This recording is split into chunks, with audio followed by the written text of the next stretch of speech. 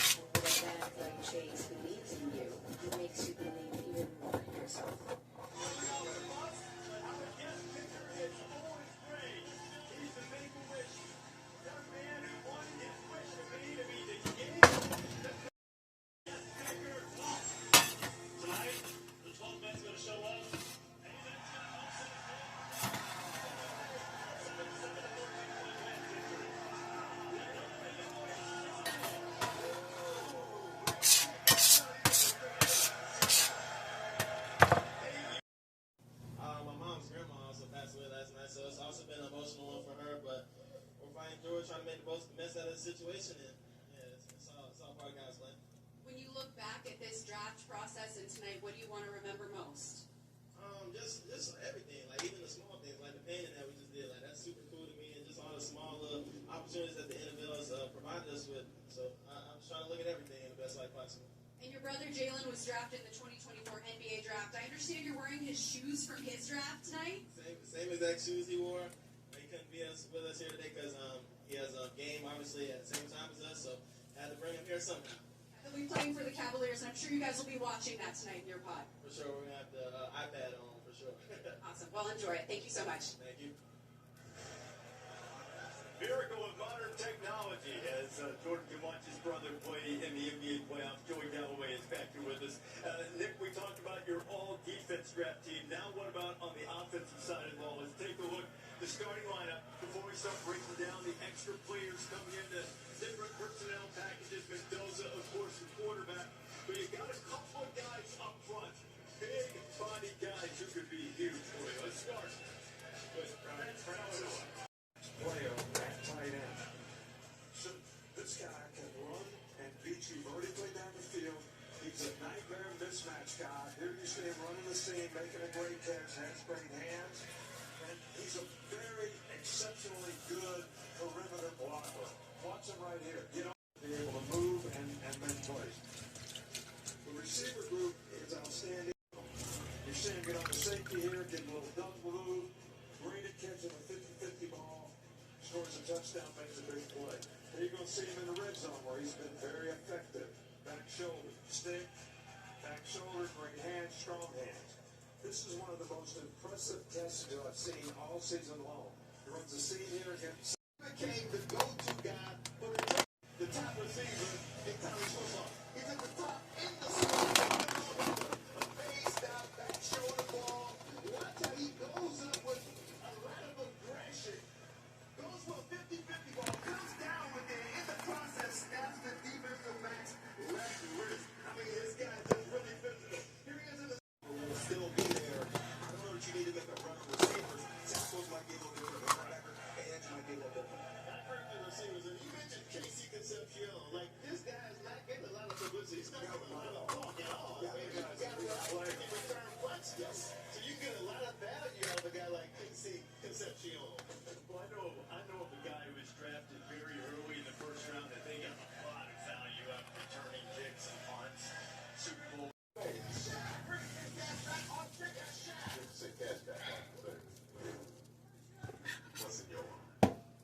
Lily doesn't play like she's 62.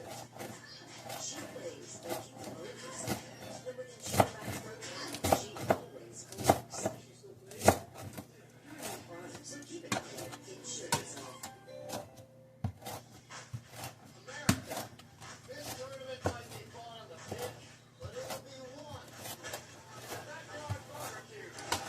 Nice shade. That guy looks like Tim Howard. Give me 50-50 West Soccer. Why settle for a basic fix when you can have the gold standard? Now we're trying to play at a high level in this league and make a name for yourself. The fact that I'm even here with the ability to get drafted, my younger self would be freaking out. Everything is going to play back in my head. I football with my brother, everything I had to go through to get to this moment. This is definitely a big milestone in my life. I can't freaking wait.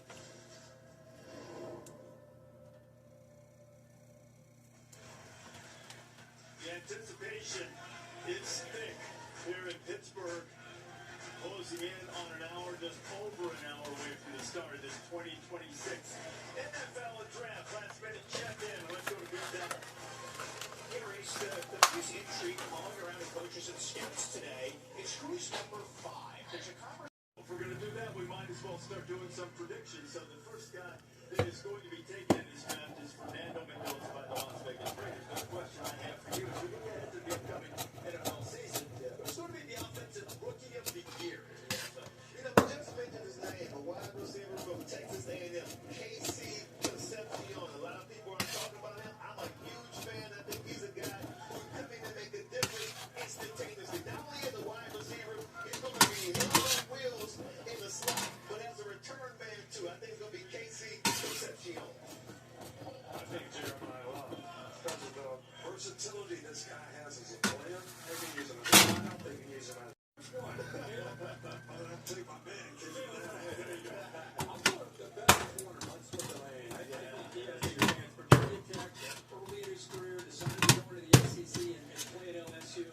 a monster year this past year. Dealt with some injuries late. I think he's going to be turnkey, walk into the league, be outstanding. I can't wait to see what he can do. Okay, who are our penalties from Ohio State? That's our guys. And we are in Pittsburgh, where the folks are getting here any way they can. And the Cowboys of the Ohio, the Allegheny, and the Monongahela Heron. We are pleased to welcome you to NFL Draft Countdown, which is presented by Eagle in the city of roughly 300,000.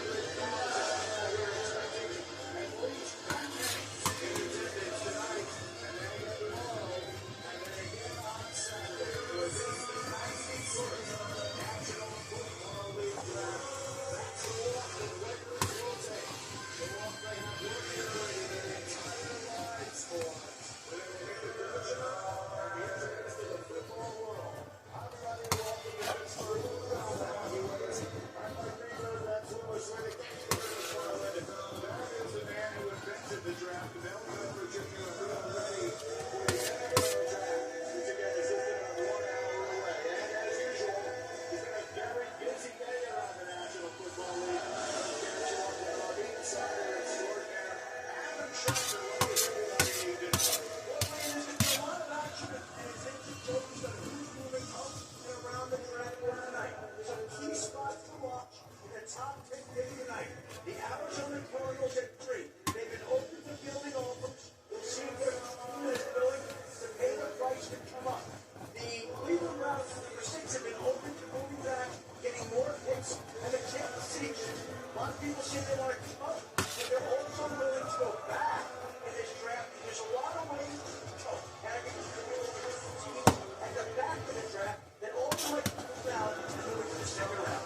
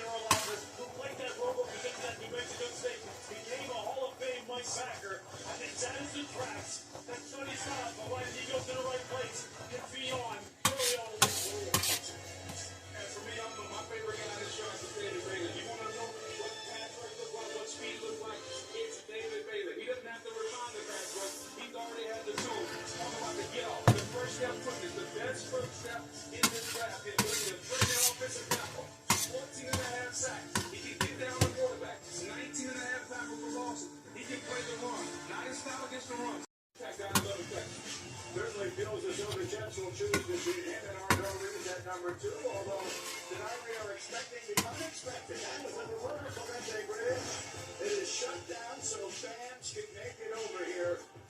Commissioner Roger Goodell will join us next as we're counting it down to the NFL Draft on ESPN. Lily doesn't play like she's 62. She plays like you owe her something.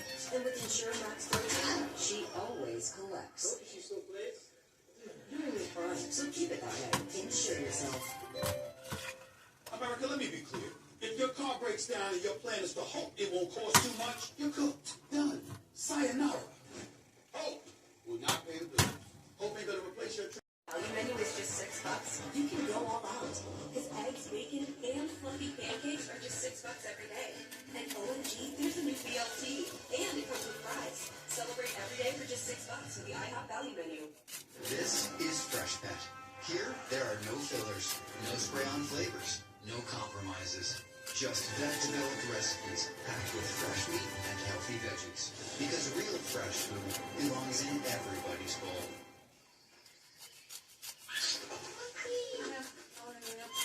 Maureen, the monkey stole my ring. You think you know something? For one day, they make an unexpected leap. It's like finding out that he was running with Morgan Stanley, so you can invest and bang under 1 week. I have that ability to do that. As I say, that this is productive dialogue. So I hope it's Ask you about the situation with Mike Vrabel and the Patriots. He has announced that he will not be with the team on Saturday and plans to seek counseling. The league has suggested this is not a violation of the personal conduct policy. I want to make sure that I'm getting that exactly right. So as of this point, based upon what you know right now, this does not feel like a situation for the league to be going. No, this is not a personal conduct policy, as you know today. It's a personal matter. We leave it at that. Is that the kind of thing that typically you would talk with the team about? And Patriots seem to be handling that. I think a lot of fans would wonder what, if any, role the NFL would have. I think the teams handle these matters when they're personal matters, and they handle it. They have a lot more information. The team benefits everyone involved. There's another situation now. Ask you about the Department of Justice has opened an inquiry into how the NFL sells its television rights. So there are a lot of fans here who don't know anything about what these matters involve. Why, in your words, does the NFL media this? And then the international piece of this, I found this note here. When you took over as commissioner in 2006, the NFL had played a combined total of 1 regular season game outside of the United States. This year you will play a league record 9 international games in 7 different cities on 4 different continents. So having been in your seat as long as Global sport, and we want it to be popular around the world. And we think that every step that we've taken has been met with success. And by success, I mean interest from the fans. We were just in a And everything. And that durian is everything they say it is. Everywhere you go, and Marriott Bonvoy shapes you, making you the greatest souvenir of all. Explore our entire world of hotel brands and experiences.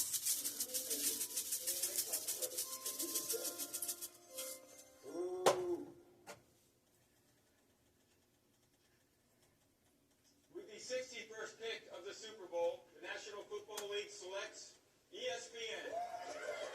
Kayak Smart Filters help me find the perfect hotel room.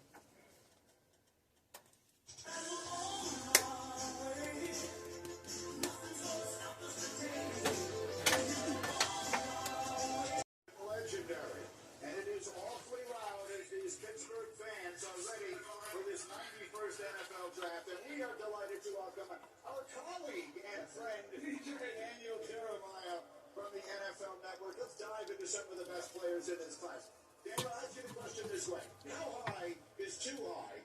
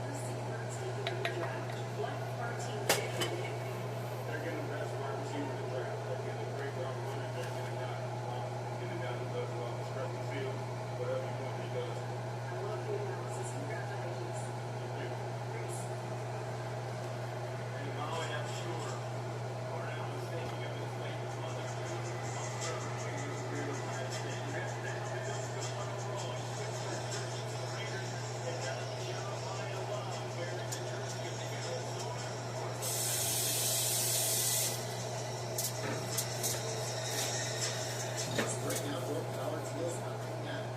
7 days to save and your power. Yeah, like stadiums do. Kids are so expensive these days. Here comes. Oh,